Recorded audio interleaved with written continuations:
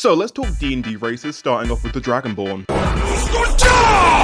Unfortunately for Skyrim players, Dragonborns can't really look like whatever race you want them to look like. They're basically just lizard people. This is because Dragonborns were originally created by dragons. However, this does give Dragonborns some cool features, like for example their breath weapon. Depending on their draconic heritage, they gain that specific type of dragon's breath weapon. They also gain resistance to the damage type that their breath weapon shares. And if you have Fizzban's Treasury of Dragons, they get other abilities beside their nasty breath. Chromatic Dragonborns get to change their resistance to an immunity for a short period of time. Metallic Dragonborns gain an additional breath weapon that lets them either knock down foes or knock them out. And Gem Dragonborns get telepathy and the ability to fly for a minute. Now I'll go forth my Dragonborn players and forget the fact that you don't have a tail.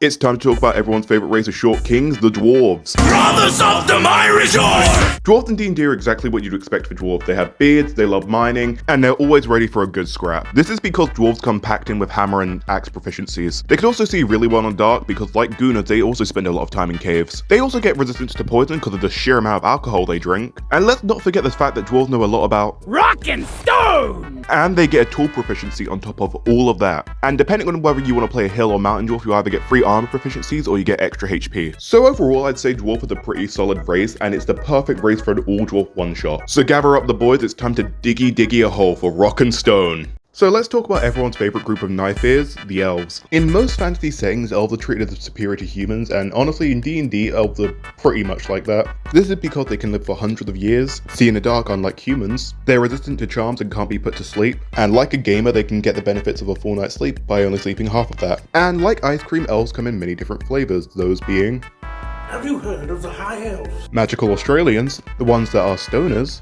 and don't forget space elves. Playing an elf can be really fun with all the stuff they get, but if you ask me, dwarves are still better.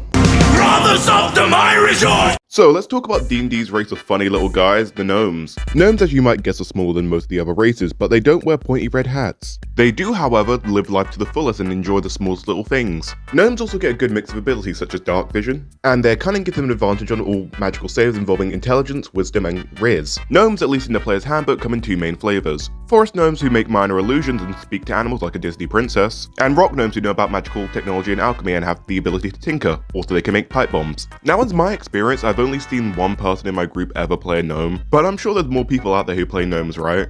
So let's talk everyone's favourite half-breed in D&D, the half-elf. Whilst normally a crossbreed between knife-ears and humans, there are options to play half-elves of half other races that aren't human, but I'm just going to be talking about the standard one we have. So to start off, if you're playing a half-elf, you probably care more about your parents' backstory than your character's own backstory. And avoiding the ethical question of a 30-year-old human and a 300-year-old elf shaboinking, let's get onto what the braids can do. They inherit the Fate ancestry and dark vision traits of the elf side. They also get additional abilities depending on what type of elf spawned you. These can range from extra weapon proficiencies, a free cantrip from the wizard spell list, the ability to run fast or hide in a bush, and being half Australian. The half-elf is a really good race that works with a lot of different classes, so I really recommend playing one.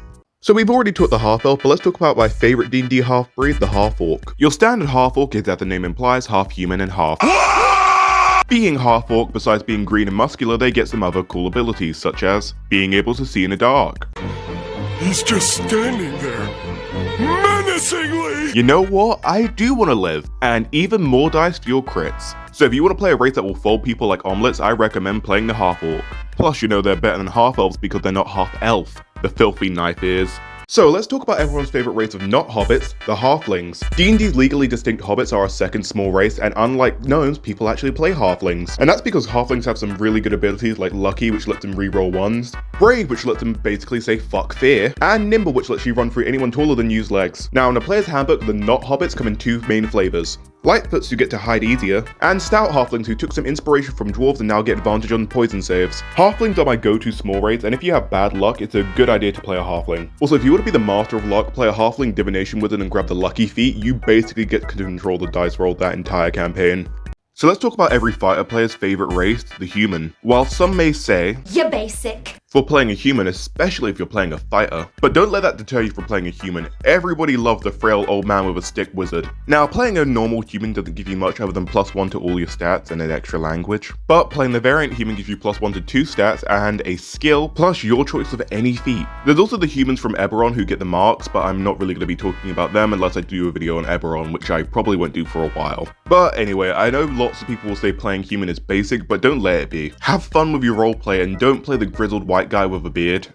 So let's talk about the red horn people that everyone seems to be horny for, the tieflings. Their fiendish appearance is the result of an ancient sin from their bloodline, and because of their appearance, many people hate and fear them, whilst others are horny fucks who find them hot, because let's face it, we've all seen Karlach in Baldur's Gate 3, we all want to smash that. Anyway, in terms of abilities, tieflings don't get too much. They get resistance to fire and they get dark vision, which a lot of races get. Now, like elf, tieflings have a lot of sub-races, but most of what they do is just give you different spells, or if you have the Sword Coast Guide, you can grab some wings. Now, tiefling is a great race for anyone who wants to play a charismatic character, or a slut.